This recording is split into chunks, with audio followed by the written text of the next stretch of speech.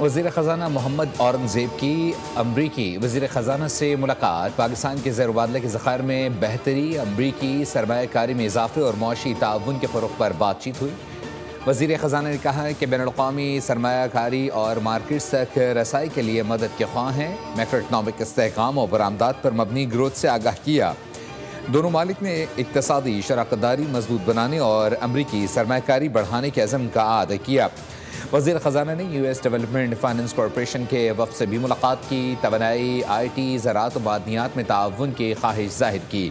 DFC की तरजीहात को हुकूमत पाकिस्तान की तरक्याती हिकमत अमली से हमआहंग करार दिया।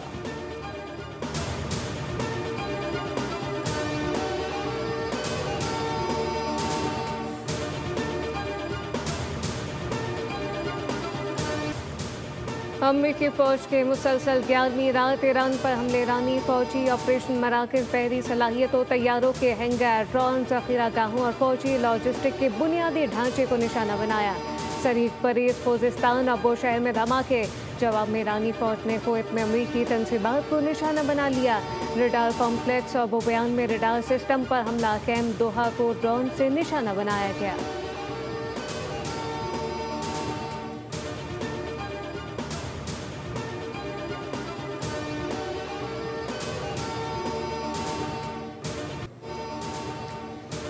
अमरीकी सदर ट्रंप की एक बार फिर ईरानी एटमी मरकज़ पर हमले की धमकी। कहा, नेतन्स पर हमला जल्द होगा। ओबामा का मुआहदा बरकरार रहता तो ईरान एटमी हथियार बना चुका होता। इजराइल समेत कई मुल्क मिट चुके होते।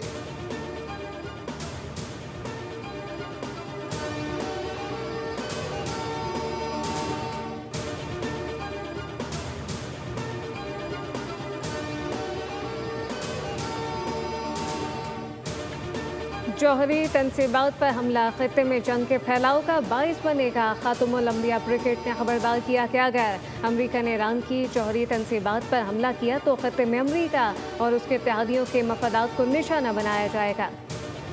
खित्ते में अमरीका के लिए कोई जगह नहीं। अमरीकी फ़ौज मज़ीद नुकसानात से बचना चाहती है तो खित्ते से निकल जाए।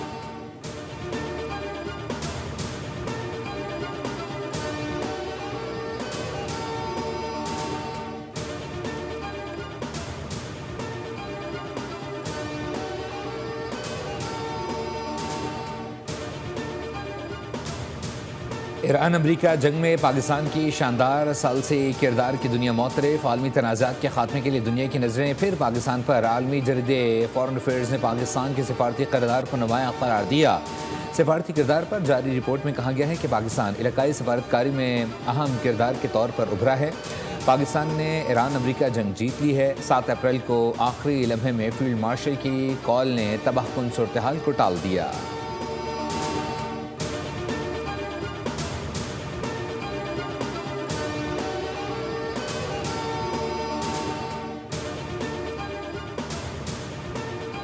खारजी सहूलतकार के चश्म कुशा इंकशाफात। दहशतगर्दी का बड़ा नेटवर्क बेनकाब हो गया। दहशतगर्दी के लिए मजहब की आड़ में मुकामी खारजी सहूलतकार गैर कानूनी मदारस के जरिए फतावी का सहारा लेने लगे। गैर कानूनी मदारस को नेशनल एक्शन प्लान के तहत DGRE के दायरा कार में लाना नागुज़ीर हो गया। गिरफ्तार मुलजिम ने शिद्दत पसंद ग्रुप से वाबस्तगी का एतराफ़ किया। कहा कि भत्ताखोरी और धमकियों के लिए मुबैना तौर पर फतवों का सहारा लिया जाता था।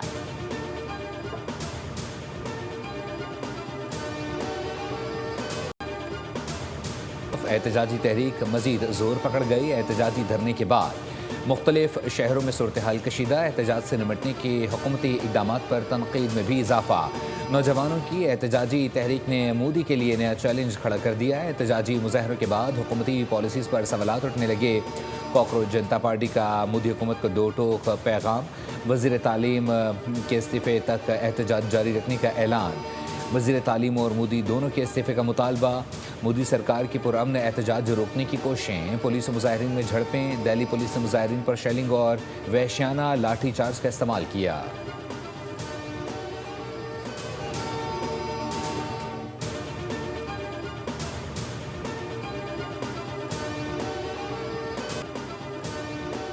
पाकिस्तान एशिया पैसिफिक में HIV के तेज़ तरीन फैलाव वाले ममालिक में शामिल है। साल 2025 में मुल्क में HIV के मुतासरीन की तादाद 3,69,000 से ज़्यादा रिकॉर्ड की गई, जिनमें 81% मर्द और 19% ख़वातीन शामिल।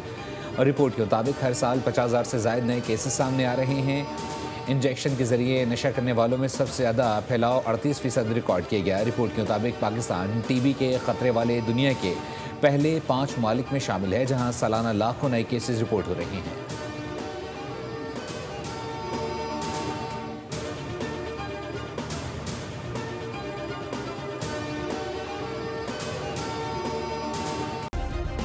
सब्सक्राइब करें और बेल दबाएं ताकि कोई खबर रह न जाए।